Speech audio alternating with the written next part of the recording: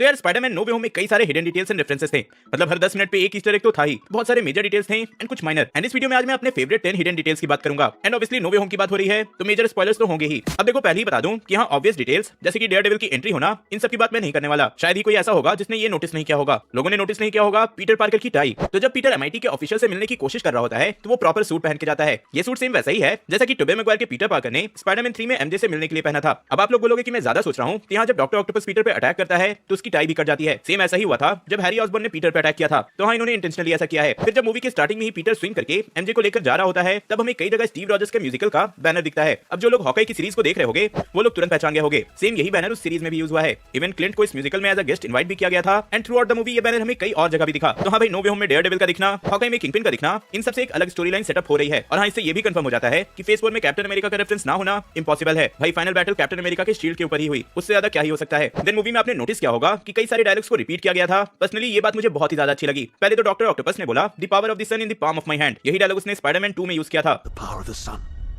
In the palm of my hand. Then even Norman Osborne ने बोला कि I am something of a scientist myself, जो उसने Spiderman 1 में पीटर से फर्स्ट टाइम मिलने पे बोला था। You know, I'm something of a scientist myself. Fun fact, Norman Osborn Raimiverse में नैनोटेक एक्सपर्ट है। एनएमसीयू में टोनी स्टार्क के most of the tech nanotech पे ही बेस्ड हैं। यहीं पे मूवी में one of the most iconic dialogue का भी यूज किया गया, with great powers comes great responsibility, जो कि आई थिंक सबने सारी स्पाइडरमैन मूवीज में सुना ही होगा। ओरिजिनली ये आइकॉनिक डायलॉग कॉमिक्स के लिए स्टैन ली ने लिखा था।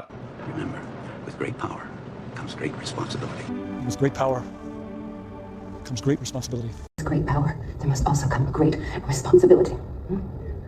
आगे आते हैं पीटर के बेस्ट फ्रेंड नेड लीड्स पे, क्योंकि इसके फ्यूचर की स्टोरी लाइन मुझे तो बहुत ही ज्यादा इंटरेस्टिंग लग रही है। भाई जो पोर्टल खोलने के लिए सॉर्सरर्स इतना मेहनत करते हैं, डॉक्टर स्ट्रेंज तो भाई मरते मरते बचे, वो इस बंदे ने मजाक मजाक में खोल दिया। अब हाँ ये भी याद रखना कि सॉर्सरर बनने का पहला स्टेप होता है स्ट्रिंग रिंग का यूज करना सीखना। लेकिन यार फर्स्ट टाइम पे इसने ऐसा किया विच कंफर्म्स कि फ्यूचर में इस कैरेक्टर के साथ कुछ इंटरेस्टिंग होने वाला है। वैसे इस बात का स्टार्टिंग से ही हिंट दिया गया था। जैसे ही नेड सैंक्टम के अंदर घुसा था तो उसने बोला था कि वो मैजिक को फील कर सकता है। वो ये भी बोलता है कि उसके हाथ टिकल हो रहे हैं। तो हाँ इन फ्यूचर ये सॉर्सरर बन जाए तो सरप्राइज मत हो जाना। वैसे भी कॉमिक्स में कैरेक्टर आगे चलकर हॉबगॉब्लिन बनता है, but I don't think so कि हाँ ये लोग इसको विलन बनाने वाले हैं। वैसे भी हमने गॉब्लिन जैसे कैरेक्टर को कई बार देख लिया है। यहीं पर एक और बात नोटिस करने लायक थी, जब पीटर सारे विलन्स को हैप्पी के अपार्टमेंट में ले जाता है तब वहां आप डमी को देख सकते हो। डमी को टोनी स्टार्क ने बनाया था और हाँ डमी में उसने अपना फर्स्ट एआई का यूज किया था, जिसके बाद इसी पे इंप्रूवमेंट करके उसने जार्विस एंड फ्राइडे जैसे एआई बनाए। डमी ने ही टोनी के कई सारे आर्मर्स बनाने में उसकी हेल्प की है एंड अभी के लिए वो पीटर की डेथ स्टार के लोगों को कंप्लीट करने में हेल्प कर रहा है। अगर आपको याद नहीं तो याद दिला दूं कि डेथ स्टार के इस लेगो सेट को नेट ने स्पाइडरमैन होमकमिंग में तोड़ दिया था। तो हाँ ये टूटने के बाद अभी तक फिर से कंप्लीट नहीं हुआ है और लग भी नहीं रहा कि ये जल्दी कंप्लीट होने वाला है। वैसे एमसीयू का पीटर पार्कर स्टार वॉर्स का कितना बड़ा फैन है आप अभी तक जान ही गए होंगे, इसलिए मूवी के एंडिंग में स्टार वॉर्स का एक और ईस्टर एग है,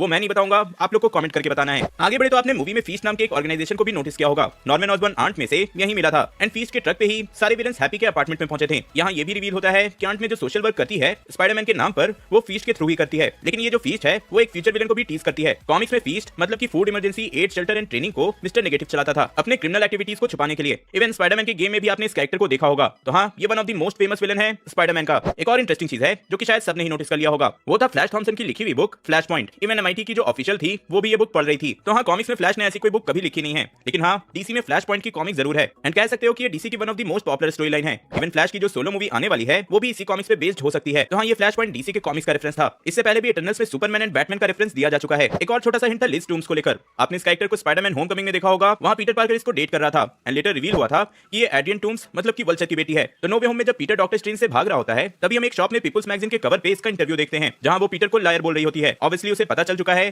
कि पीटर ही स्पाइडरमैन है एंड स्पाइडरमैन ने ही एड्रियन टूम्स को पकड़वाया था। तो भाई वो बेटी है, गुस्सा तो आएगा ही। अब बात कर लेते हैं ब्लैक स्पाइडरमैन की। तो एक सीन में इलेक्ट्रो बोलता है कि वो हमेशा से इमेजिन करता था कि स्पाइडरमैन ब्लैक होगा। वैसे दी अमेजिंग स्पाइडरमैन 2 में भी मैक्स अपने आइडल का रोल प्ले मिरर को देखकर करता था। लेटर वो बोलता भी है कि इन सम यूनिवर्स स्पाइडरमैन ब्लैक तो होगा ही, जो कि ऑब्वियसली हिंट है माइल्स मोरालिस का। लेकिन हाँ ये भी बता दूं कि माइल्स मोरालिस का हिंट ऑलरेडी एमसीयू में दिया जा चुका है। हमने स्पाइडरमैन होमकमिंग में माइल्स के अंकल एरन डेविस को देखा था एंड उसने माइल्स को मेंशन भी किया था। I don't want those weapons in this neighborhood. I got a nephew who live here. Yeah, sorry, Miles, I'm not gonna make it.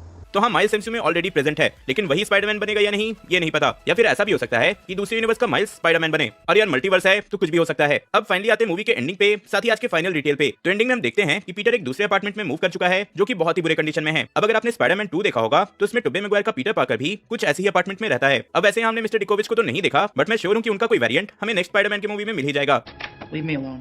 Give me rent. You'll get your rent when you fix this damn door. तो यार ये थे मेरे 10 favourite details from Spiderman no way home. इनमें से कौन सा detail आपको बेस्ट लगा या फिर कोई और हिडन डिटेल जो आपको पसंद आया हो उसके बारे में कमेंट में जरूर बताना। एंड होप सो कि आपको ये वीडियो अच्छी लगी होगी। इफ हाँ तो लाइक करना, शेयर करना एंड ऐसी और भी ऑसम कंटेंट के लिए चैनल को सब्सक्राइब कर लेना।